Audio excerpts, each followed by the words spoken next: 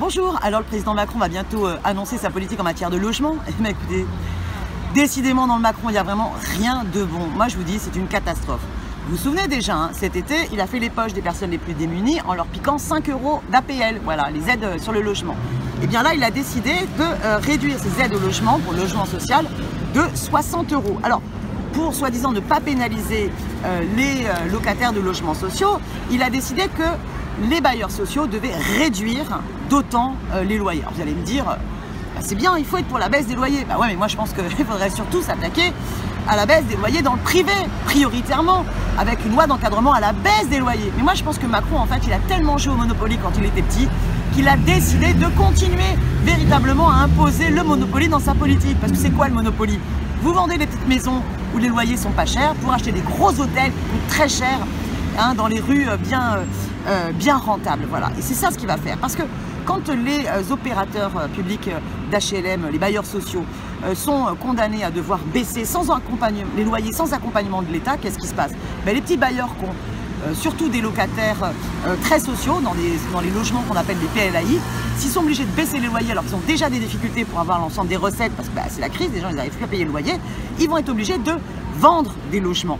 Et s'ils vendent des logements, ça veut dire que ces logements sortent du parc social, vont dans le parc privé, lucratif, spéculatif.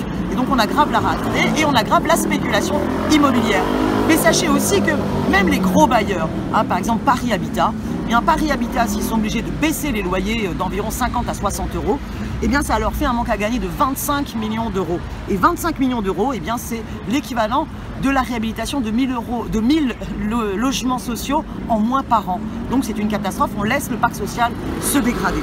Mais c'est pas tout dans les mesures de Macron. Par exemple, il a décidé d'instaurer un bail précaire de 3 à 9 mois. Alors vous vous rendez compte déjà que la loi travail, elle vous précarise complètement. Eh bien vous êtes déjà dans des situations très galériennes au niveau du logement. Eh bien là vous allez être précaire jusqu'au bout. Parce que votre propriétaire, il pourra vous virer du jour au lendemain en fait, hein, parce qu'un mois à 9 mois, et permettre par le biais de Airbnb, eh bien, de louer à des touristes pour gagner beaucoup plus d'argent. Donc c'est totalement inacceptable, c'est vraiment une ubérisation du parc locatif, inacceptable. Mais autre chose, il a annoncé, Macron, qu'il allait faire 40 000 constructions. Je dis 40 000, c'est beaucoup. En fait, par rapport à la demande, c'est que dalle. Et surtout, il a décidé qu'il fallait en rabattre sur les normes sociales environnementales. Donc je pense qu'il est exactement comme Sarkozy, dans la même ligne. Quand Sarkozy déclarait l'écologie, ça commence à bien faire. Il fait le coq devant Trump sur la question climatique, mais en fait, il s'en moque éperdument dans la politique qu'il mène. Et puis aussi, les normes sociales environnementales, ça peut être aussi les normes de sécurité ou les normes accessibilité pour les personnes en situation de handicap. Donc ceux qui prétendent faire les JO et notamment les Jeux olympiques, paralympiques pour accélérer l'accessibilité universelle se foutent bien de notre gueule. Et bien, dernière chose, le budget qui est prévu pour le logement, eh bien c'est une catastrophe, c'est une coupe énorme. Vous savez que Édouard Philippe a d'ailleurs dans son bureau un grand sabre. Eh bien, je pense qu'il l'utilise dans le budget logement, puisqu'il va y avoir une baisse de 18% du budget logement.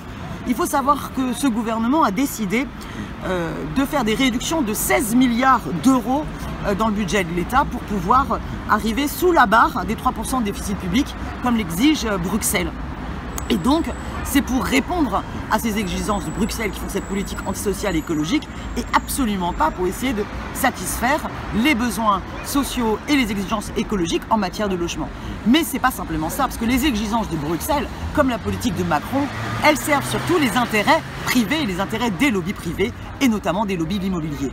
Donc contre tous ces prédateurs, contre cette petite caste oligarchique qui tourne le dos à l'intérêt général, eh bien le 21 et le 23, il faut prendre ses baskets et aller dans la rue. Soyons très nombreuses et nombreux à la grande marche contre le coup d'État social à la Bastille samedi dès 14 h.